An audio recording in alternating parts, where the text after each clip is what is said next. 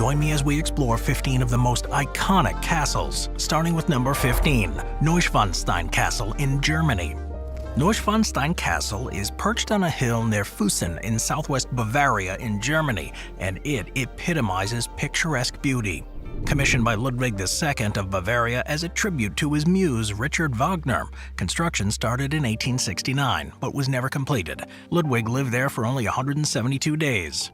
The castle's design was inspired by Wagner's opera Lohengrin, features a romanticized medieval aesthetic with towers, turrets, frescoes, and intricate woodwork. It blends Gothic Revival, Romanesque, and Byzantine styles, creating a dreamlike atmosphere. Inside the throne room has a stunning chandelier and a detailed mosaic floor, notably lacking a throne.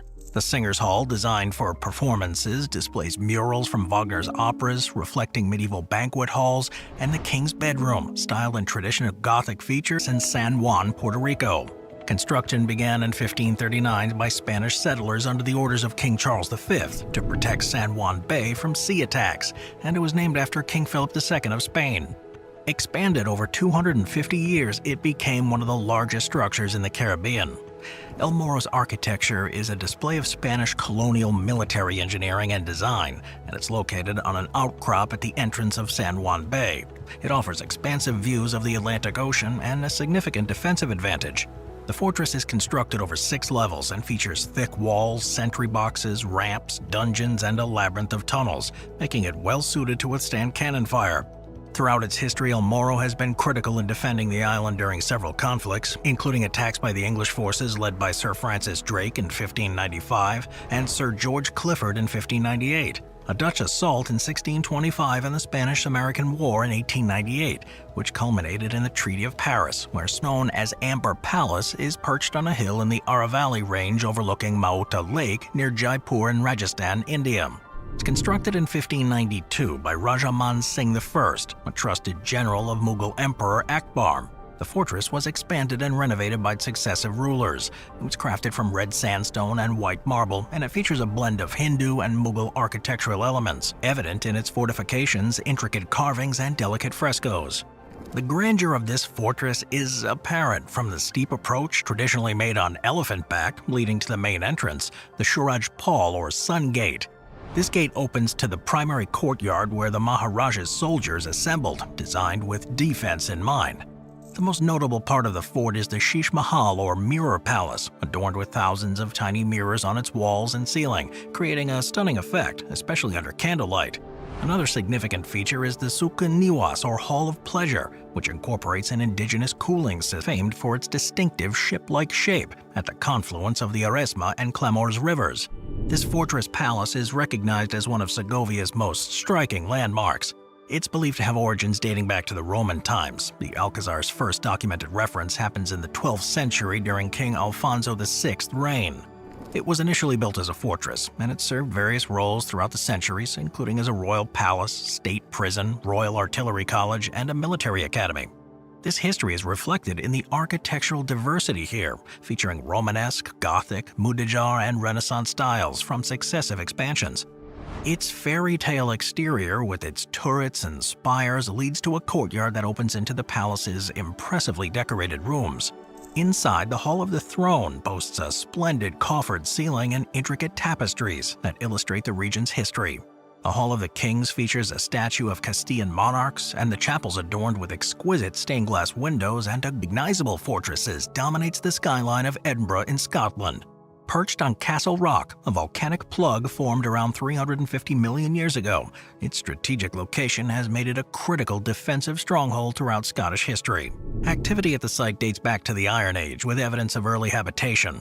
The first recorded mention of a castle on this site dates back to the 7th century, known then as Dyn Eidan. It's been called Edinburgh Castle since the medieval period, though, a time of great turbulence for Scotland. A significant chapter in its history was during the War of Scottish Independence in the late 13th and early 14th century, when it was captured and recaptured by English and Scottish forces multiple times. The castle's defenders are celebrated for their bravery in repelling invaders. Edinburgh Castle also served as a royal residence and houses the honours of Scotland, the Scottish crown jewels, including the crown, sceptre, and the sword of state. These artifacts, among the oldest in Europe, are displayed in the Crown Room, alongside the Stone of Destiny, an ancient coronation stone used as one of the best preserved ancient structures in the country, and a prime example of Japanese castle architecture. Known as the White Heron Castle for its brilliant white exterior and bird-like silhouette, it's played a significant role in Japan's history. The castle's origins date back to about 1333, when Akamatsu Norimura, a samurai, built a fort on Himeyama Hill. Over the centuries, it was expanded into a complex fortress with a highly effective defensive design. The main keep, or tenshu, is a 6-story wooden structure surrounded by moats and defensive walls containing 83 rooms. The approach to the keep is maze-like. It's designed to confuse and slow down the invaders, featuring multiple gates, narrow passageways, and dead ends. High stone walls and numerous loopholes for archers and gunners made the castle nearly impregnable. Its white plaster walls are made from a mixture of slaked lime, shell ash, and fibers, providing fire resistance to the wooden frame. The roofs are adorned with ornate tile work and mythical tiger-headed tourist destination. And it hosts events like the annual Cherry Blossom Viewing Festival, where its grounds are adorned with blooming sakura trees. Number 9. Crac des Chevaliers, Syria. Crac des Chevaliers is a formidable fortress located on a hilltop near the village of Al-Hussein in Syria, linking the Mediterranean coast with the country's interior. Originally, it was constructed in 1031 by the Emir of Aleppo and was captured and significantly enhanced by the Knights Hospitaller in 1142. They transformed it into one of the strongest castles of the Crusades, serving both as a launchpad for military operations and a defense against Muslim forces. The castle's architecture showcases the sophistication of medieval military engineering. It consists of 2 concentric layers of defenses, an outer wall dotted with towers, and an inner wall featuring a massive central keep. The outer walls, some up to 33 meters thick, were built to withstand siege weaponry and assaults. A key feature of the castle is its advanced water capture. It continued to serve the military stronghold under subsequent rulers, but today, Crac des Chevaliers is recognized as UNESCO World Heritage Site for its significance and architectural excellence. However, recent political turmoil has put the site at risk of further damage, and it's hoped it will be preserved as a valued historical landmark. Number 8. Kalmar Castle in Sweden. Kalmar Castle, located in the southeastern city of Kalmar in Sweden, is a historic fortress with origins tracing back to the 12th century. Dubbed the Key to the Kingdom, it's been a symbol of royal power, a strategic military stronghold, and a site of significant political events. The initial construction of a defensive tower happened in the 1180s to protect against pirate raids. Over the centuries, the structure was expanded into a comprehensive castle, reaching its zenith during the 16th century under the reigns of Gustav Vasa and his sons. This era saw the transformation of the castle into a Renaissance palace, marked by enhancements like high, robust walls, rounded corners, and a vast and various conflicts, notably the Kalmar War between Denmark and Sweden from 1611 to 1613. And despite numerous sieges and battles, the castle remains remarkably close to its original design. Today, it serves as a major tourist destination and also hosts a variety of cultural events, including medieval festivals, concerts, and exhibitions, making its rich history accessible to all. Moving on to number 7, the Palace of the Grand Master of the Knights of Rhodes. The Palace of the Grand Master of the Knights of Rhodes, located on the Greek island of Rhodes, is a quintessential example of medieval architecture and an example of the island's rich history. Also known as the Castello, this fortress became the headquarters of the Knights Hospitaller, a medieval Catholic military order that governed Rhodes for over 2 centuries. Originally built as a Byzantine citadel in the late 7th century, the structure gained prominence when the Knights Hospitaller took control in 1309, transformed it into a grand palace that served as both the residence of the Grand Master, where strategic decisions were made, and the Grand Master's private apartments, which showcased luxurious furnishings. During its peak, the palace was a center of political and military power in the Eastern Med, serving as a base for naval explorations and as a defensive point against Ottoman expansion. It was extensively restored and partially reconstructed during the Italian occupation in the 20th century. The palace is now a museum and a major tourist attraction. Visitors from around the world come to explore its history and the legacy of the Knights Hospitaller on the island. Number 6. The Forbidden City, Beijing, China.